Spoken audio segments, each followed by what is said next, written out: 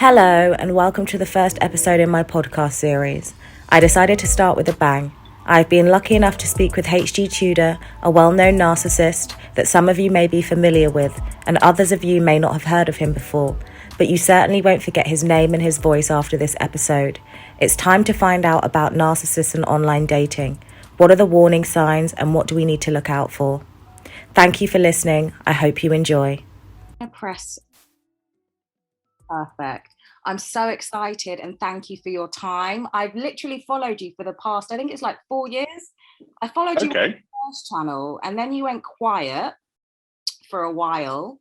And then I saw that you said, I've got a new channel now. So I followed that and I've not been disappointed. The knowledge that you've been giving, I think is like, it's golden, really. It is. It's unrivaled, as I often say, and I'm pleased that it's proven of such help to you. I don't know. I find it interesting. I feel like I am the daughter of a narcissist. I'm not going to go too much into it, obviously, because I know that I am going to date men in the future, and they kind of do watch the things that I post. So I don't want to give too much away, because I tend to attract people from the cluster B group, but from my experience, I definitely do believe my father is a narcissist. Yes. So I feel like I've kind of been preconditioned, to attract these men, and I know this sounds really bad, HG, but sometimes it's like, I don't know what it is, but narcissists can be very attractive. Well, naturally, we have to be. Otherwise, we wouldn't get any victims. I know. We have to appeal in order to draw people in. As I often explain, if I sidled up to a lady in a bar and said, "Hello, my name's HG Tudor and I'm a narcissistic psychopath. How do you fancy being abused?" she'd probably throw her drink at me, scream and run away. And therefore, I've lost control of that individual. So, of course, I'm well dressed, I'm good looking, I smell good, I'm a good conversationalist, I'm polite to her, I'm charming, I'm magnetic, I'm interesting, I'm humorous. All those lines go in to draw her in. So she doesn't know what she's dealing with. So, of course, we are attractive in terms, and there's lots of different ways that it's done.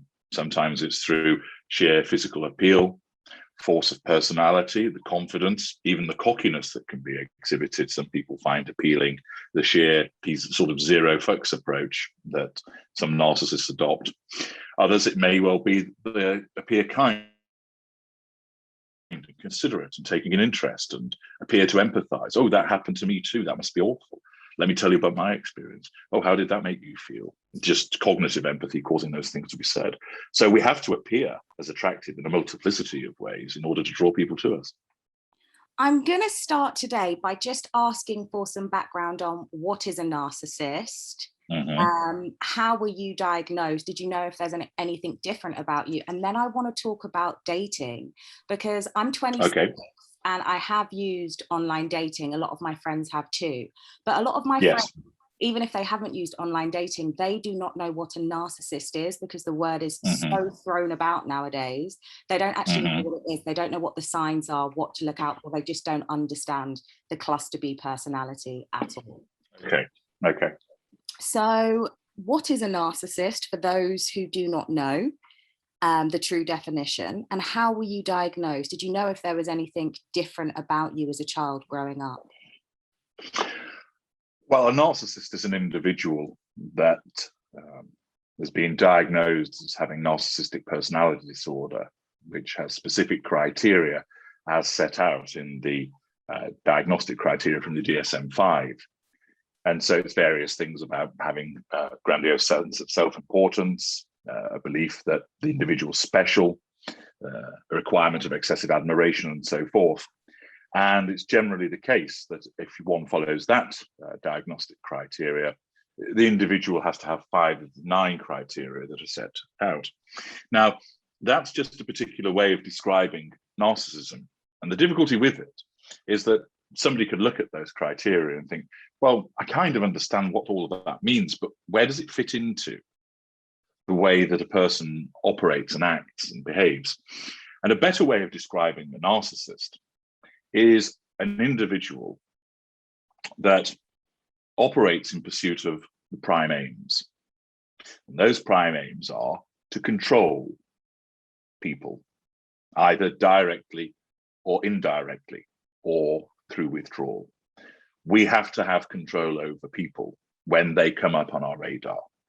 So a person that has an excessive need for control, an individual that requires fuel. Now, the diagnostic criteria made reference to requires excessive admiration. Now, admiration is a form of fuel, but fuel is basically a response from somebody else that is occasioned by us. So if I insulted you now and you got angry, you've just given me fuel. If I went and punched somebody that caused them to fight back, that would give me fuel. Somebody gives me a birthday cake, that's fuel. Somebody praises the way that I look, that's fuel. And we need that as part of the validation of what we are. We need to acquire character traits, which basically means we take bits of other people and bolt them onto ourselves, but it's done by most narcissists unconsciously. I won't go into that in too much detail at the moment because I leave people perhaps a little confused. This is a detailed topic. And we need the residual benefits because we use people.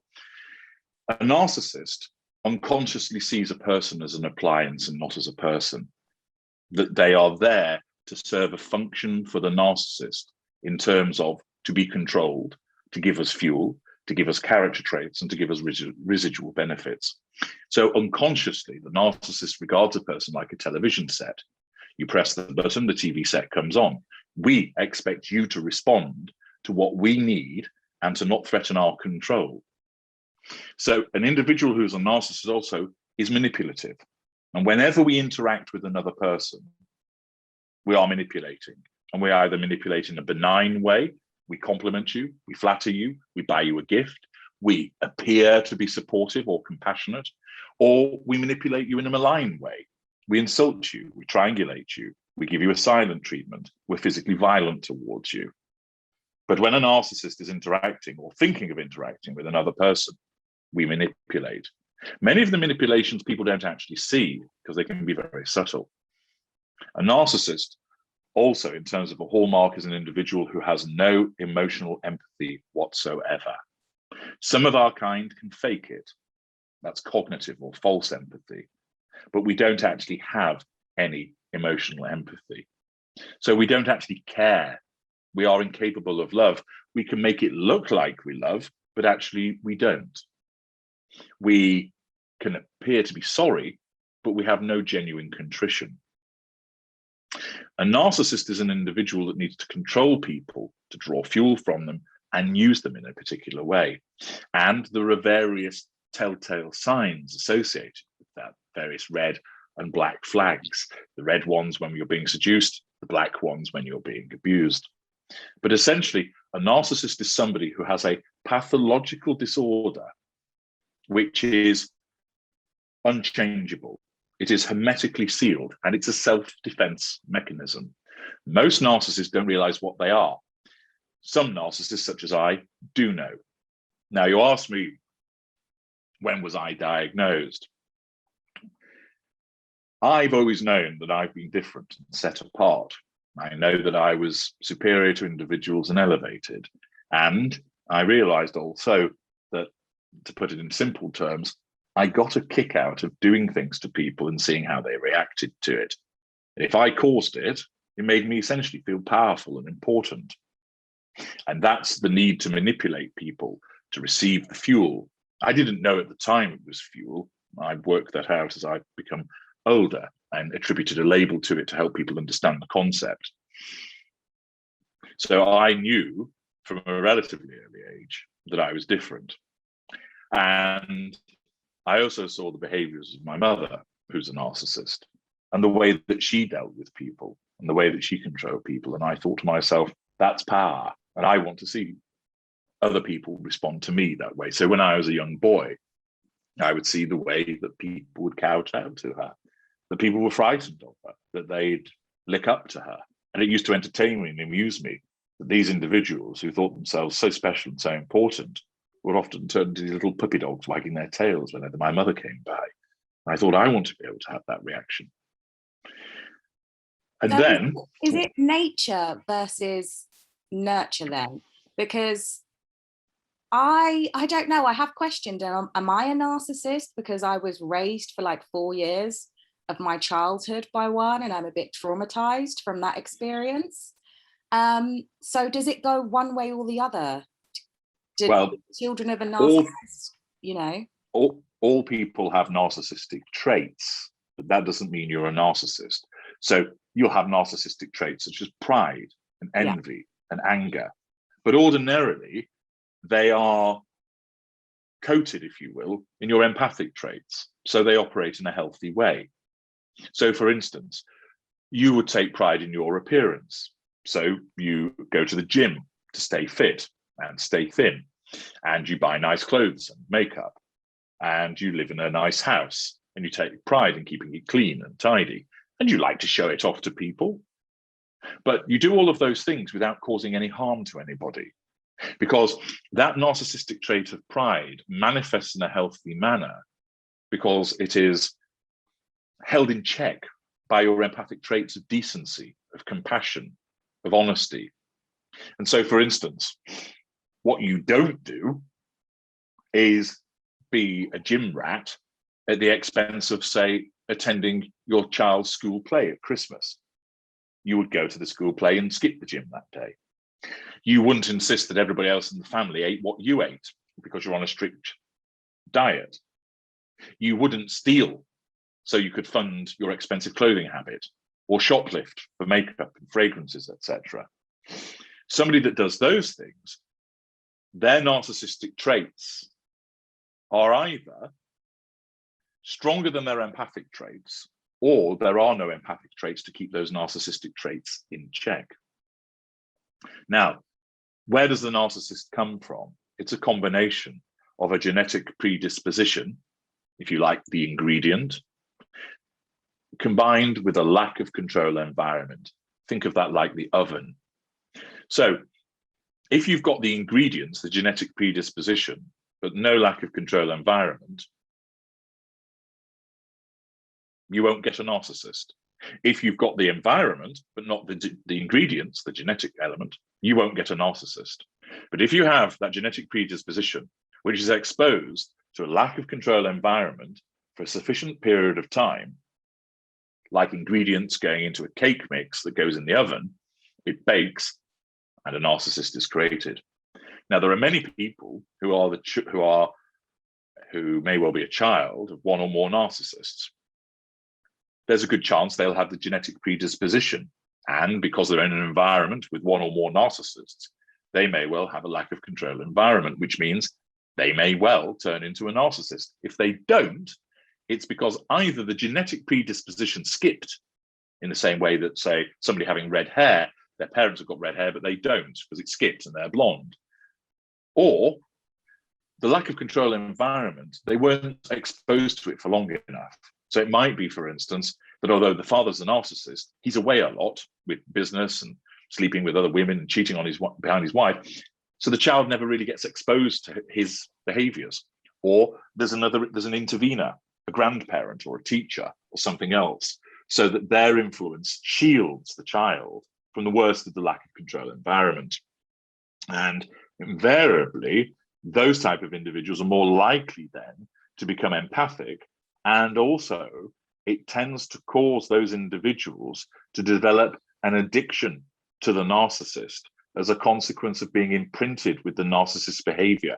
So they don't become a narcissist themselves, but they end up chasing the storm that is narcissism as an adult because it feels like home, and they don't realize that's what they're doing. Now, you asked, am I a narcissist? Invariably, the litmus test is, if you ask yourself that question, you're not one, because most narcissists don't have the awareness, and therefore they would never ever question themselves because the narcissism doesn't allow them to know. So they don't sit there nursing a scotch late at night and go, I wonder if I'm a narcissist. That just doesn't happen. And an aware narcissist, of course, wouldn't ask the question because the aware narcissist already knows. And so what can happen is you might get an unaware narcissist that is called a narcissist by somebody, and then they go off to somebody else and they say, do you think I'm a narcissist? I've been wondering about this. Tom said he thought that I was a narcissist. They don't genuinely believe that they're a narcissist. What they're doing is they are reacting to the threat to control that was posed by Tom, suggesting that person's a narcissist, and then asserting control indirectly over Tom by seeking the opinion of Brenda. And so Brenda then says, no, you're not a narcissist. You're lovely, really kind. Ah, thanks. And that gives the narcissist a reassurance, which then nullifies the threat to control that was posed by Tom's suggestion that that individual is a narcissist. So they don't actually seriously query it. The narcissism says, you've been accused of it. That threatens the control. Remember, this is going on in the unconscious mind of the narcissist. Now go and approach somebody else and get their confirmation that you're not one, because then that will not only enable you to assert control over that individual, it will enable you to assert control over Tom indirectly because of the creation of an alternative environment of control. Because we are created in that lack of control environment, we are hypersensitive to the issue of control. And so there'll be things that you say and do when you're near a narcissist, which you don't think offends the notion of control at all. You won't even see it, but it will, because when it's viewed through our lens of narcissism, it does threaten our nature, our sense of control. And that's why you may find yourself in a situation with somebody and you think, I didn't do anything. And he immediately erupted, shouting and screaming at me. I don't even know what I was meant to have done. And what you've done is you've probably failed to do something, but not realized it. And that failure has wounded the narcissist, threatening his sense of control. So his narcissism in his unconscious has gone red alert. This appliance has threatened control. We must now motivate the narcissist to take steps to assert control over that person by losing their temper. We ignite the fury, the narcissist lashes out, and the person goes, sorry, I didn't mean to upset you. And when they do that, they signal that they're under control and they're giving fuel. Thus, the threat to control has been nullified and all is well in that moment. Oh my gosh. I'm a bit triggered by what you've said, because I have had an experience where somebody asked me if they were a narcissist and I had to comfort them. So thanks for that. Thanks. You're welcome. I want to know, why did you create your YouTube channel, and how can, because it's mostly women that will listen to this, but how can women benefit by seeking a consultation with you? Because I feel like I would seek like 5 or 6 consultations for 5 or 6 people in my life that I would like some expertise on. So what will people benefit by seeking your advice? I know my kind inside out. I'm self-aware. I know the way that I function and operate. And I've spent years interacting with my own kind. They're in my family. I've had sexual relationships with narcissists. I don't take them as a girlfriend or wife, but as, say, a friend with benefits or a side piece or a mistress. I've worked with them. I have interacted with them through what I do professionally. And so not only have I spent a lot of time in and around my kind, but because of having a huge intellectual curiosity and a thirst for knowledge, I've studied the way that my kind operate also in terms of the unaware ones, and have accumulated this vast repository of information, which I share primarily because I'm creating a legacy. And people often ask me, okay, so you're a narcissistic psychopath. Why on earth are you helping people? Well, actually, many narcissistic people help individuals, because what does that enable us to do? Assert control over you, draw fuel from you, generates a facade, which is a residual benefit. We might get paid for helping people. There's another residual benefit. We might become famous off the back of it. There's another residual benefit. What people benefit from me, the consult, is access to this massive amount of information that I have, and my ability to explain it in a clear manner to help people understand So that when they come and say, these are my circumstances, am I dealing with a narcissist? I will be able to analyze that information and give them a definitive answer and explain why they are dealing with a narcissist. I can then explain to them what they need to be, what they ought to do next, and how they can achieve it in terms of protecting themselves. And I'll address a whole host of questions. Why is it you feel compelled to keep engaging with the narcissist? Why won't the narcissist stay away? How can I make the narcissist stay away? Why do I think to myself, I know I shouldn't be with this person, but I still want to be? What's all that about? And there are hundreds of questions that I answer, utilizing my expertise, which is delivered in a way that people understand. I'm not a psychologist. I'm not a psychiatrist. I deliver what I am, and understanding my kind and also our victims as well, and understanding the nature of that dynamic in an easy to understand way that's applicable to the experiences that you have. So, for example, when you read about the concept of ghosting, that is invariably a narcissistic manipulation that's given an alternative title, which makes it seem less harmful than it actually is, that people don't realize that they're dealing with a narcissist and the issues that's associated with it. That the concept of ghosting is just sort of seen as one of the hazards of dating. Well, actually, it invariably signals that you're dealing with a narcissist, and that's problematic for you for a variety of reasons. But people don't see it. They talk about the concept of zombieing, people coming back almost from the dead. Again, it's a euphemistic title. I remember a few years ago, I spent an afternoon looking around on the internet at people giving advice about relationships on these sites of so-called love doctors and relationship gurus. And time after time after time, I saw people coming with honest queries describing precisely the dynamic of being caught by a narcissist. And these so-called experts missed it time after time. And they would trot out complete nonsense, such as, you need to back off a little and they will come to you. Wrong answer. Or you need to give that person more and more love. Smother them with the love and that will get through to them. Wrong answer. Sit down and discuss what the problems are and see if you can reach an accommodation with them. Wrong answer. It's well-intentioned, the answers, but they're wrong. None of those things will work with our kind. And we are far more prevalent than people realize, but there is a raft of information that's out there which is incorrect. Most dating and relationship issues where it's repeatedly difficult, you'll be involving a narcissist. Not every time, of course, but most of the time.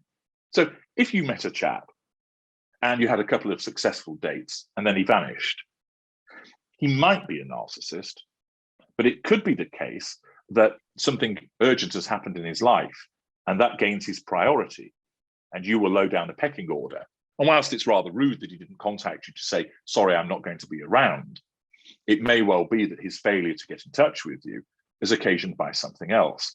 So in those circumstances, that doesn't necessarily mean that you're dealing with a narcissist. It could be something else. But if you're dealing with an individual who you meet, asks a lot of questions about you, has a date, and then immediately wants you to see you the next night, and then wants to see you the night after that, and starts bad-mouthing their ex, saying that she was a nutcase and a psycho, flattering you excessively, complimenting you in a way whereby you think, well, I know I'm not bad looking and I'm a reasonable catch, but come on, I'm no supermodel. This person's going over the top. And then after all of that, they suddenly vanish without explanation. And then 2 weeks later, reappear and carry on as if nothing had happened. You're dealing with a narcissist because there's so many red flags there. The exhibition of a sense of entitlement, namely to treat you as an object. The desire to put you under control by flattering you and complimenting you, what is seen as love bombing. The absence of boundary recognition. When you start interacting in a healthy relationship, it should work something like this. You go on a date, you enjoy yourselves, then afterwards, he says to you, I really enjoyed that. Thanks very much. I hope we can do it again. And the next day, exhibiting courtesy and emotional empathy, sends you a text saying, really enjoyed last night. Would you like to go out on another occasion? You reply, I'd love to. He responds, that's great. I'm away this weekend, but how about doing something next weekend I'll give you a call on Thursday and we'll make some arrangements. Does that sound good to you? You reply, yes, look forward to it. And then you don't hear anything. That's because he has a life, a job, maybe family, friends, hobbies. So have you. People then fall into the mistake of thinking, oh, he's not keen. He's not being in touch. No, actually, that individual is recognizing healthy boundaries. They've said that they're going to get in touch with you, and then comes the following Thursday, you get a call. Hi, how's your week been? Bit of a chat. How do you fancy going out to this new Mexican restaurant on Saturday night? Yeah, that sounds really good. I've heard about that. I'd like to go. What time suits you? 7:30? Great. Shall I meet you there or pick you up? No, I'll meet you there. Fantastic. I'll make the reservation and I'll see you there at 7:30. And then as courtesy at 6 o'clock on the Saturday, he sends you a text saying, just making sure you're okay for tonight. Yeah, looking forward to it. See you later. But instead, the individual that keeps bombarding you with text messages and wanting to see you and causing you to change arrangements that you've adhered to for quite some time in order to spend time with this individual who talks to you for 3-4 hours on the telephone each night. People think, oh, it's wonderful. I've met my soulmate. He's really into me. She's really interesting. We've got so much in common. But the red flags are fluttering left, right, and center. That person is asserting control over you. They're likely mirroring you. They are drawing fuel from you. They are manipulating you in a benign fashion by complimenting you, exhibiting false compassion, exhibiting a false interest in the things that you like, monopolizing your time. It isn't an appropriate response with somebody that you've just met to immediately spend lots of time with them. But people who are victims of narcissists fall for that because, one, they invariably don't know what a healthy relationship looks like because they've been raised by narcissists and may well have had relationship after relationship with narcissists. Secondly, they're likely addicted to narcissists, which creates something that's called emotional thinking. And this emotional thinking blinds you. It basically makes you drunk to what's going on, that you don't see logically. Hang on a second, this person isn't recognizing boundaries and they are occupying too much of my time and flattering me unnecessarily. I don't like this. I'm going to back off. Instead, it causes you to think, okay, he's texting me a lot, but it's really sweet and he's really funny. Or, yeah, I guess he's wanting to see quite a bit of me, but why not? He's really exciting and fun, and we wanted to have sex on the first date. Well, that's okay. And it was really good. So I'm down with that. It cons you into euphemizing the behaviors and thinking that there's nothing problematic about them. And people become blinded. And what then happens is their addiction creates this emotional thinking, which blinds them to what they're dealing with. They miss the red flags, or they might see them but don't take any notice of them. And then they spend more and more time with the narcissist, which feeds their addiction, which makes their emotional thinking even stronger. And they are completely oblivious. And a friend could say to them, this guy you're seeing, I think there's something a bit not healthy about it. What do you mean? He wants to spend all of the time with you. He speaks to you 3 or 4 hours every night. He stopped you hanging out with us because he wanted to spend time with you. He's bought you 4 gifts in 2 weeks, but it's not your birthday and it's not Christmas.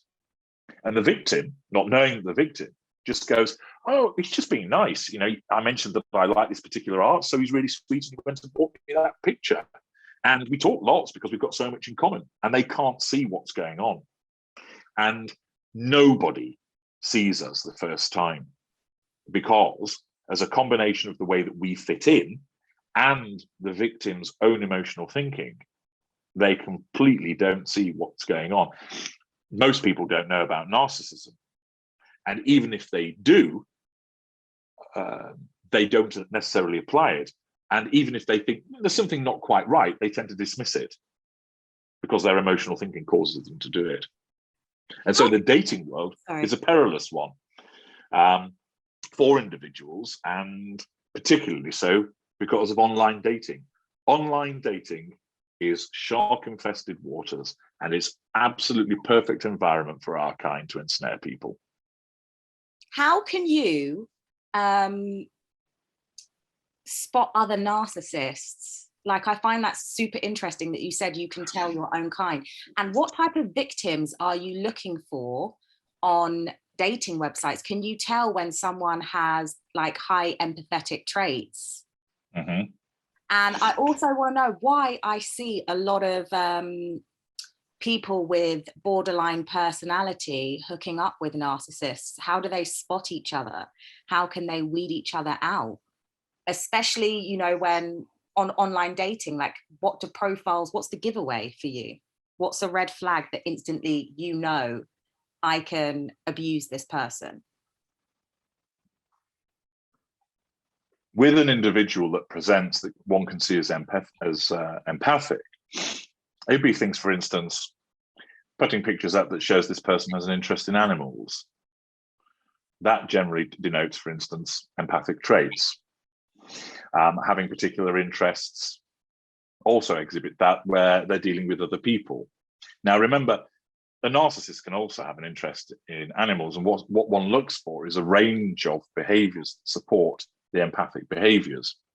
So also, it's an absence of certain things. So the individual that only puts up 2 or 3 pictures is more likely to be empathic than narcissistic. The individual that in their profile, it's fairly standard, it's fairly middle of the road, more likely to be empathic than a narcissist. So it's not only a combination of identifying the empathic traits which stand out, but also I recognize the traits that demonstrate that that individual's a narcissist. And therefore, whilst I can ensnare a narcissist quite readily, and a narcissist, of course, can be controlled by me and will give me fuel and character traits and residual benefits, ultimately, I would never choose one to be what I call the intimate partner primary source, i.e. girlfriend, spouse, partner, cohab, because you're dealing with somebody that doesn't have an addiction to the narcissist. And therefore, there would ultimately be control issues. And therefore, the empath caters to the prime aims far more satisfactorily than a narcissist. Hence, why the narcissist instinctively or calculatedly targets an empathic individual. And look for certain things like charity work, volunteering work. Those are also likely indicators as well. Mention about family is also another likely indicator. And you can see such things as what people perhaps might post if it moves to social media to see what's on their feed. So there's also potential for the use of vulnerability. If there's somebody that posts, for instance, really missing you, Dad, and there are considered posts about, well, not emblazing their social media feed with, oh, Dad, I miss you, I can't deal without you, and wailing and gnashing their teeth about it, that's more likely a narcissist. But the occasional reference on an anniversary or an occasion to missing their father, that suggests empath and the vulnerability, because that individual has lost the parent, and therefore that's something that could be exploited. An individual, perhaps, who talks a lot about the fact that they're staying at home and reading, that shows that they might not have an extensive social group, and therefore they would welcome the attention from somebody, i.e. a savvy narcissist that comes along and picks up on that and gives them the attention that they would like. Not because they are a narcissist, but because people like to interact with other individuals. Human beings are social creatures. So there's a whole raft of indicators that denote that somebody's empathic and also that somebody's narcissistic. And my antennae basically identify that through a combination of instinct and calculated observation to enable me to make an assessment about that individual. You mentioned about borderlines. Now, borderlines, the bulk of them are actually narcissists, but described incorrectly. With borderline personality disorder, that comes within cluster B. There are some people who've been diagnosed with borderline who actually have post-traumatic stress disorder, and they've been misdiagnosed. But many individuals that are described as borderlines are actually narcissists, and it's as a consequence of a gender bias. Most borderlines are diagnosed, most of the individuals who are diagnosed with borderlines are labeled as such and are female. The reason is that the traditional diagnosis in the DSM of a narcissist caters basically for your kind of alpha male who eats what he kills, who boasts and brags and looks at himself in the mirror, flexing his guns while banging a prostitute a la Patrick Bateman, and is bold and brash and bragging, all of those types of things. And that's just one style of narcissist. And if you say that somebody's a narcissist, it's stigmatic. And society prefers to see women as empathic, nurturing, motherly. And so if the powers that be kept labeling all of these women as narcissists, it would be problematic within the system. So instead, they basically created Narcissist Light, which is borderline personality disorder, because it doesn't have the same stigma. But you talk to some people who say, oh, I was involved with what they believe was borderline, and they'll often say it was absolute hell. And the reason is, you're dealing with a narcissist.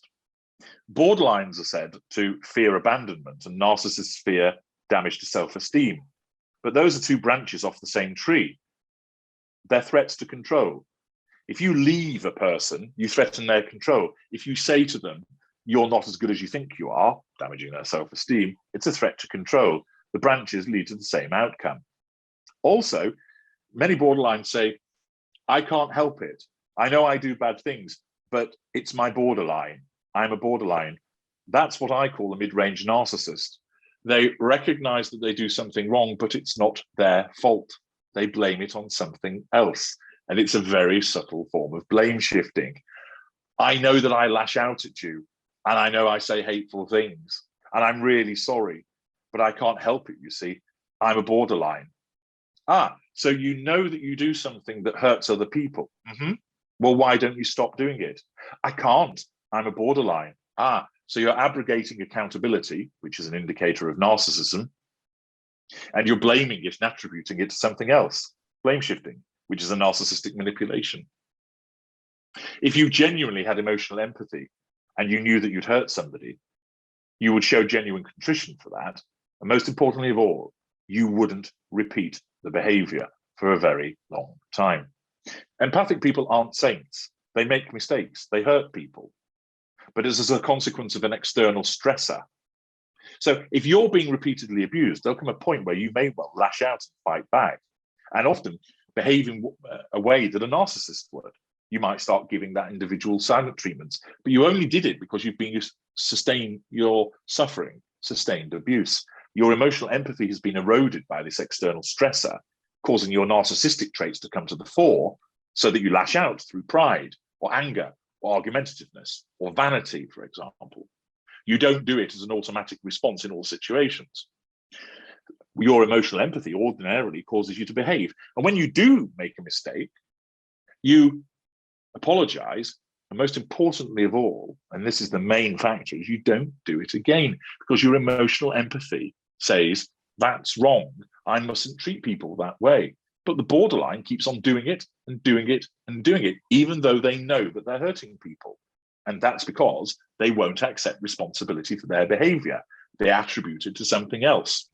And because it's part of what they are, it sounds like they're saying, oh, I'm wholly accountable for my behavior because it's the fact that it's my borderline that's causing it. No, what they're actually doing, that's a narcissist who's unaware, and their narcissism is making a very subtle distinction and saying, it's not the narcissist's fault, it's this thing called borderline. Those are two separate people, really.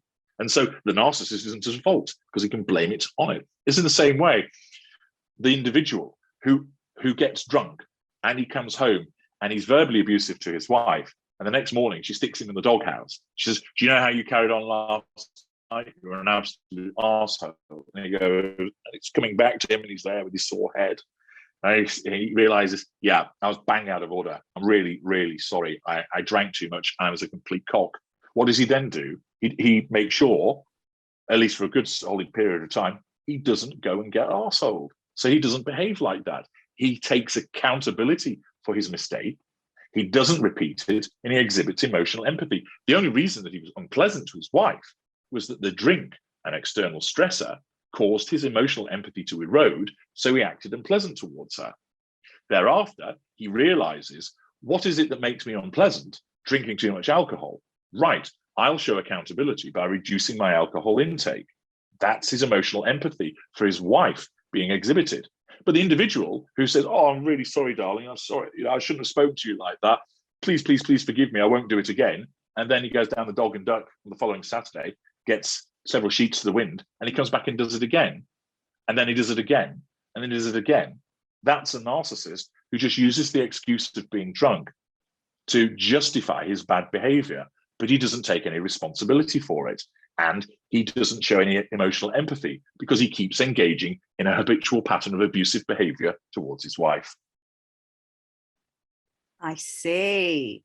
So why do narcissists frequent dating apps? Is there a large majority of narcissists on dating apps? Why are they so drawn to it? And what? Because it's easy. Because it's a very easy environment within which to operate. Okay, so a narcissist could go to a bar and there's a number of people in there, and that provides him with a fairly fertile environment. But he's got to get off his backside, get dressed, slap on the cologne, etc., make an effort. Well, that requires energy. And narcissism operates in a way to try and preserve our energy output as much as possible, because the need for control is near constant. We don't need it when we're unconscious, but the rest of the time we do. So it's a little bit like you don't know. You're driving a car and you're not sure just how far your journey should be and whether there's a petrol station going to appear. So you need to drive the car as conservatively as possible to preserve the petrol that you've got, not drive, accelerating and braking suddenly, but moving in a steady way to conserve the fuel that you've got. So the narcissism operates in the same way, that it looks to conserve our energy. So anything that enables us to get those prime aims in the easiest way possible, our narcissism gravitates towards. And dating sites enable the narcissist to achieve the prime aims with a minimum of output. The narcissist can stay at home, swiping on his phone or is on his computer. He can have several fishing lines in the lake at once. There's a plethora of individuals that he can be interacting with, and he can use the same pickup line, the same observations on each of those individuals, and they don't know about it.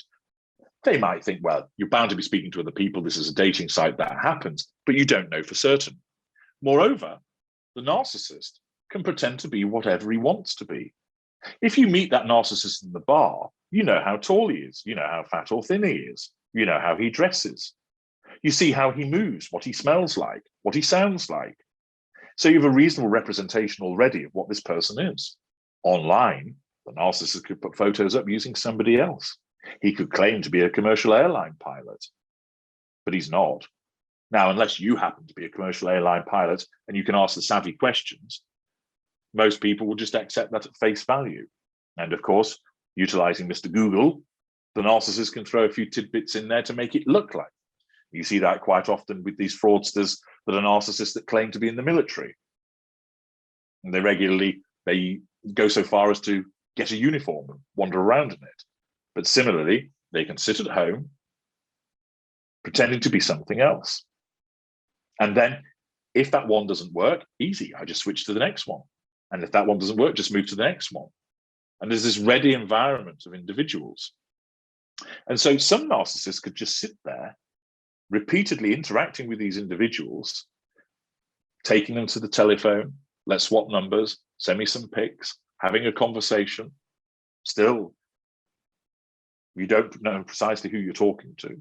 Some narcissists, of course, do show who they are, because those are the particularly somatic and elite narcissists who are attractive. So there's lots of pictures of them, and it is them. They want to show that off.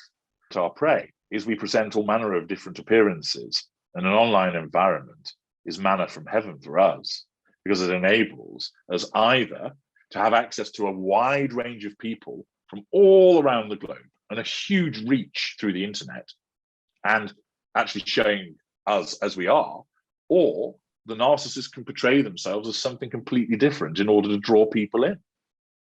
And so it allows huge reach, it's convenient, it's fast, and it allows that chameleon-like behavior to the most extreme.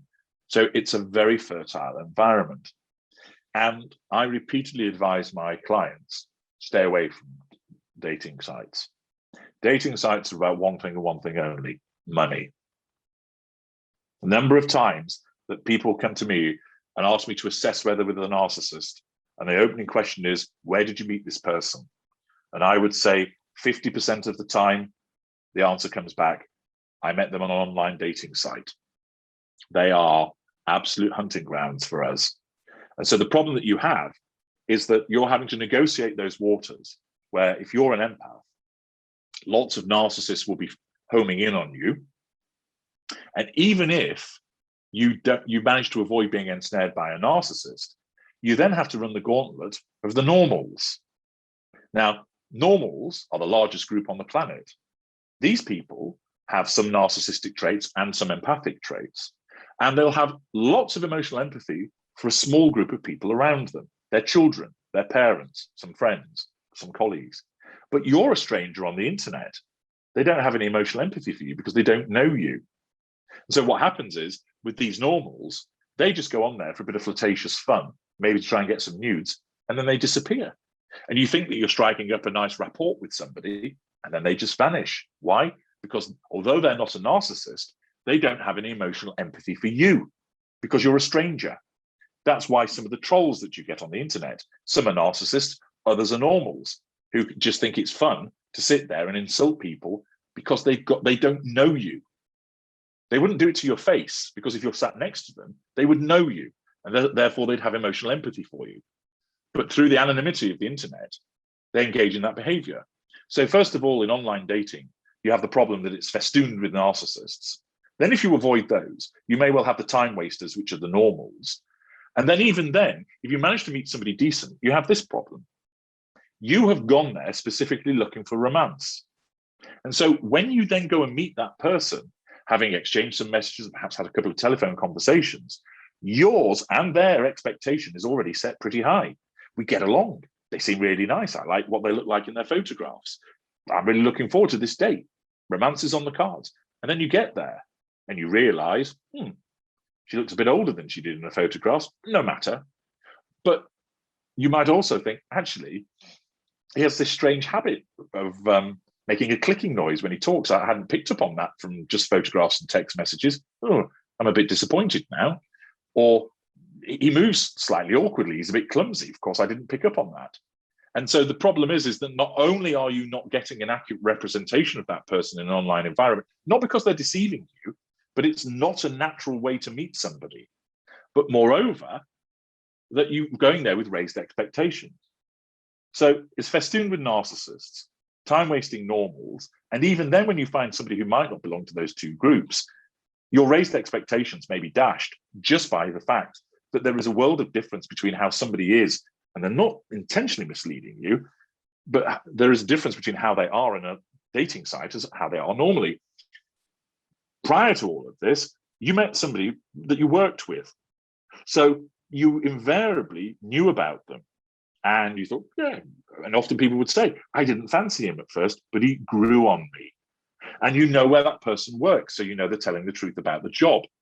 And you probably know a bit of background about them because other people have told you about it. And you've seen the way the person behaves. And you know that they're hardworking. And you know that they're polite. And you know what they look like when they move and what they smell like, and that they are that height. And they aren't 10 years older than the photograph says.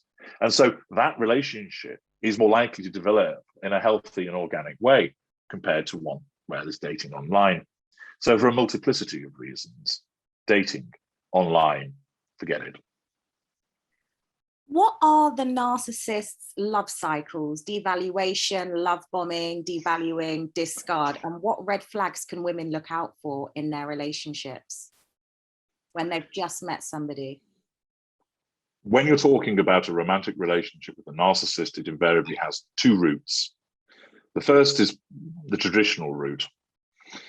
The narcissist engages in seducing you, so flattering you, complimenting you, wanting to spend a lot of time with you, possibly talks about their ex in a less than favorable manner. And then, having got you under control and seduced you and made you, let's say, the girlfriend, you have what's known as the embedded golden period. So you get the golden period of seduction. Everything's fun and exciting, and it's all great hanky-panky and presents and days out and cuddling out, watching Netflix and all of that jazz. And then you become the girlfriend. And you're still in the golden period. And you have a holiday together and you make plans for the future and you might move in together. Often the narcissist tries to move in with you or gets you to move in very quickly to assert control. There might be talk about having children or a swift pregnancy, swift engagements, swift marriages. Those are all red flags as well. And you get this golden period, which invariably lasts between 6 to 18 months, sometimes a little less, sometimes a little bit longer. And then when you become the intimate partner primary source, also known as the girlfriend, the husband, the spouse, cohab partner, you will be devalued because basically we get bored of you. And then when you're devalued, that can take lots of different forms. It might be cheating on you, but you don't realize it's happening. It might be beating you up and raping you. It might be ignoring you, not being supportive, being emotionally distant, putting you down, criticizing you, not wanting to do anything with you. There's lots of different ways. And what you get through this sustained devaluation is invariably the worst treatment. And then you get a respite period where everything's all right again. And you think, oh, we sorted our differences out. And then you get devalued again. And then you get a respite period. And then you get a devaluation. It's the roller coaster that people are familiar with.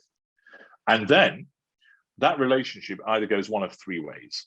The victim gets out, they escape. That's the rarest outcome. Or the narcissist disengages. Some people call it discard. I call it disengage. The narcissist disengages, where they get rid of the victim.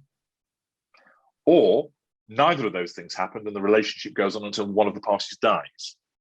And that's the dynamic between a narcissist and an intimate partner primary source. You're seduced, golden period. You're embedded, golden period. You have the sustained devaluation interspersed with respite periods, and then either you escape, you're disengaged from, or that continues until death.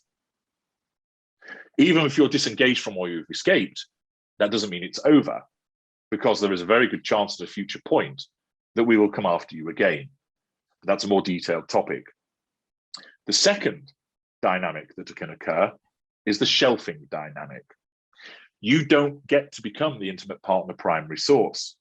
You are either an intimate partner secondary source on the shelf, or a dirty little secret secondary source on the shelf. So a dirty little secret secondary source on the shelf would be, for instance, the friend with benefits. And so the narcissist gives you a call and fancies, do you fancy hooking up this afternoon? And you meet in a motel to have sex, and then he clears off back to his wife. And you never meet any of his friends, and you never really talk about one another's lives. And you're just used, perhaps quite frequently, often for sex. You might have dinner somewhere, but it's out of the way so nobody sees you. And quite simply, the narcissist takes you off the shelf, plays with you, and then pops you back on the shelf again. And the narcissist might text you and might call you, but there'll be times where you try and text and call the narcissist and he ignores you, or he throws you some comfort crumbs. Bit busy at the minute, I'll be in touch. And you are that object. You're a toy from the toy cupboard that the narcissist chooses, spends a bit of time with, and then puts back. And the narcissist might have somebody else in a similar role. So he might be married, so he's got an intimate partner primary source who's in devaluation, and he's cheating, and he's got a couple of dirty little secrets on the go. The intimate partner secondary source of a shelf variety is like the dirty little secret, but they have more prominence. So that person you might be dating. And so the narcissist spends time with you, takes you places, but you never get to the status of a settled relationship, to say boyfriend and girlfriend. And in a way, you might want that, but the narcissist kind of disappears for a while because you've been put on the shelf, and people think, oh, I've been ghosted. And then they come back with excuses. Yeah, I got really busy with work. Sorry about that. Anyway, do you fancy going out tonight? And you might meet friends and family, but then nothing solid comes from it. You're always the afterthought. You're often chasing, can we meet up? I'd love to, but I'm playing football this weekend, then I'm seeing the lads, so maybe next time. And you really are relegated to that secondary position. So you can have that, or it might be that you are the mistress and you've got a particularly bold narcissist that introduces the mistress to his mates and maybe to even some of the family, even though he's got a girlfriend or a wife or whatever. But again, you're picked up and put down in a similar fashion. You don't get to that status of intimate partner primary source. When you're a secondary source, either dirty little secret or intimate partner secondary source of a shelf variety, that dynamic, often you're treated reasonably well. The narcissist doesn't tend to beat you up. It doesn't tend to have screaming matches with you. It can happen, but it's rare. Instead, you get what's known as corrective devaluations, little slaps across the wrist to keep you in line. Maybe the insult here, triangulation with somebody there, occasional silent treatment. The main problem when you're the secondary source is you really are an afterthought. You're always wondering, where is the narcissist? Who's he or she with? What are they doing? Why haven't I heard from them? I'd like more from this relationship. Why isn't it happening? And you're left out in the cold, wondering, waiting. So some people tolerate that, which is a product of them not understanding that they're dealing with a narcissist and their own emotional thinking, capitalizing on their addiction, that they tolerate being treated like that, second best and an afterthought. So those are the two dynamics that you can expect in a romantic relationship with a narcissist or an intimate relationship with a narcissist. The traditional route, seduction, devaluation, escape, disengagement, or it just continues. And then the shelf dynamic, being picked up and put down. What is the best way to break up with your kind? Go, don't look back, don't tell us that you're going, and ensure that you institute a total no contact regime. Block on everything. Better than that, you change your number, you come off social media. Oh my God. There are five arenas that you have to stay out of. And in consultation, because it's very detailed, I take people through what those 5 arenas are, and I, using my expertise and knowing the way that I think and my kind think, tell you all about the ways that we will try and cause a problem for you, and also the ways that your own addiction will cause a problem for you. It's a little bit like going and saying to a burglar, this is my house. If you were to burgle it, what would you do? And he points out, I do this, I go there, you've got weaknesses here, there, and everywhere. I give you a full health check in terms of, okay, this is the lay of the land with the narcissist. These are the things he's likely to do or she's likely to do. These are the steps that you need to take given the status quo at the moment. These are your vulnerabilities. You need to lock those areas down. You need to come off there. You need to change that, and take you through the things that you need to do to keep the narcissist away from you, and just as importantly, to keep yourself away from the narcissist.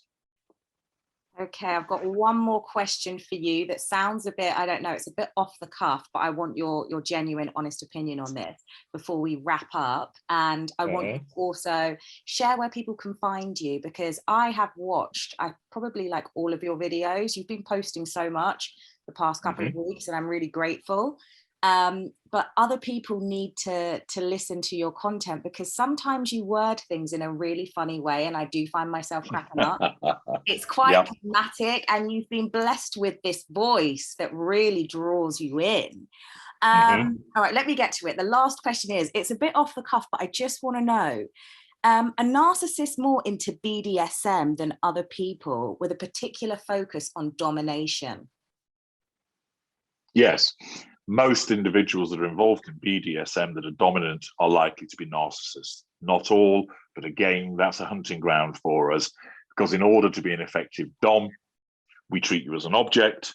It's the assertion of control over you. There is the provision of fuel as a consequence of your submissive reaction. That there's no emotional empathy. We really don't care about you. That enables us to treat you in a particular manner. And so many dominants in the BDSM world are narcissists. Not all, but many are. Oh, wow. Damn. Yeah. And one more thing before we wrap this up. Honestly, I was just thinking, I did write a little article on my blog called My Date with a Sociopath. Went on a date with a guy, and I didn't like him. Something was just telling me, like, I don't like this guy, like I'm not into him. I feel like he locked me in his bathroom. I honestly thought I was going to die, and then he suddenly let me out, was laughing about it. Begged to see me, wouldn't let me leave his house, and I was like, I'm gonna go. I obviously said I would see him, so I lied, and then I thought, oh good, he's not messaged me. He messaged me the next morning saying that I stole his watch, and he had it on CCTV. I actually thought to myself, oh my God, did I? But then it's like, I'm not stupid enough to steal a watch. I don't need to prove my innocence to somebody who has made up a blatant lie about me. Obviously there's no proof. The police were never called. He was being really nice to me and accusing me, but is that a narcissist? I did meet him on Hinge. It was a dating app. Well, before I answer that, I'll give you the information about where, if people have similar situations and they want some help, you can find my work on first of all, my blog, which is called Knowing the Narcissist. You find that at narcsite.com, narcsite.com. I have a Facebook page of the same name, an Instagram of the same name, and there's even a YouTube channel, which is HG Tudor, Knowing the Narcissist, the Ultra, where there are over 1,000 videos which cover all manner of different aspects of the narcissistic dynamic, narcissists, our victims, how you can deal with us, the signs to look for, and analysis of famous people that are narcissists done in an instructive way. There's a lot of entertaining material in there. It's not to make light of this as a serious subject, but rather occasionally a little bit of levity goes a long way. But also I'm a firm advocate of entertaining education, that if you are entertained whilst you're learning about all of this, it'll stick in your heads for much longer and you'll make better use of it. And as you've identified, I am blessed with this fantastic stentorian voice and a rather keen sense of humor. So a combination of those makes for an excellent listening experience. If you want my bespoke help, and many, many people do, you go to narcsite.com and go in the menu bar, and you can utilize the narc detector to find out if you're dealing with a narcissist, the empath detector to find out if you're an empath, and you can speak to me for either half an hour or an hour, and as many sessions as you require, and many people talk to me more than once, where I will give you the concentration of my expertise and enable you to solve the problems, equip you with the tools, and achieve freedom. And you can go and look at the testimonials on my site to see how many people are effusive in their praise for my methodology and assistance. I'm creating a legacy. It matters to me that you succeed. I love to win. And therefore, if you win, I gain the win also. And that's what motivates me. My work's unrivaled. Oh, a fabulous writer. You're a fabulous writer, let me just say. Thank you. And it's part of conveying it so that people understand it. So that's where everybody can find me. Do come along and make use of my services. You will find it enlightening, empowering, and freeing.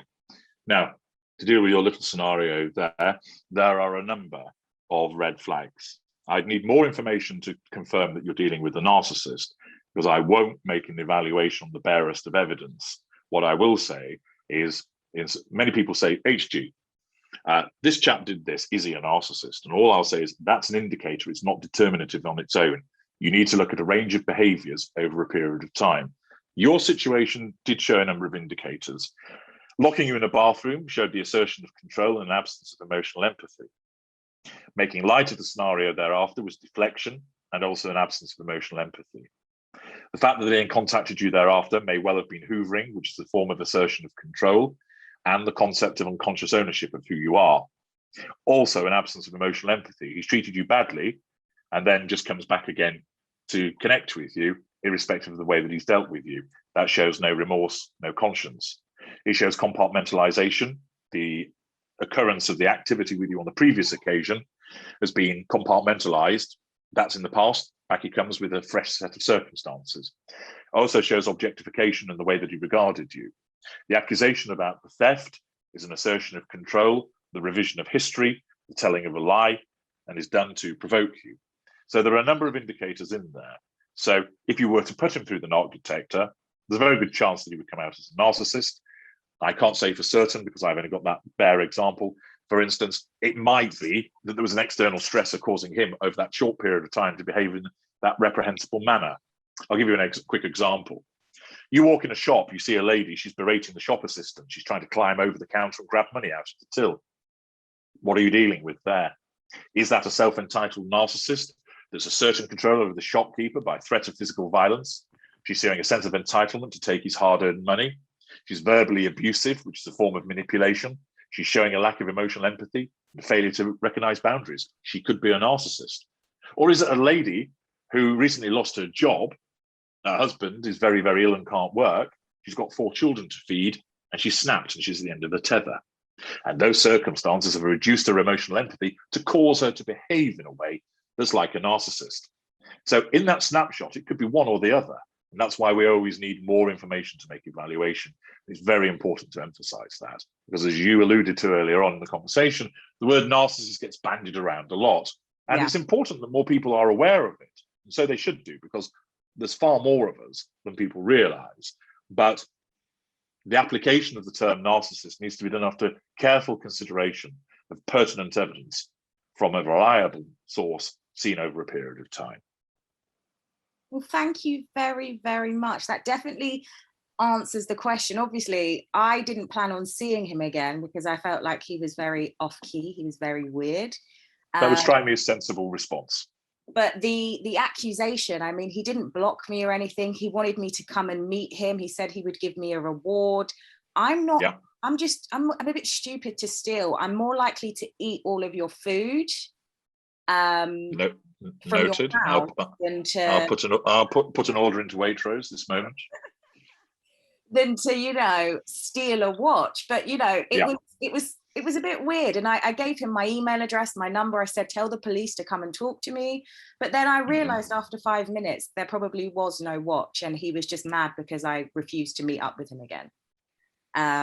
So yeah, very creepy. I will never be going to somebody's house on a first date. And I'm also not using dating apps. So good.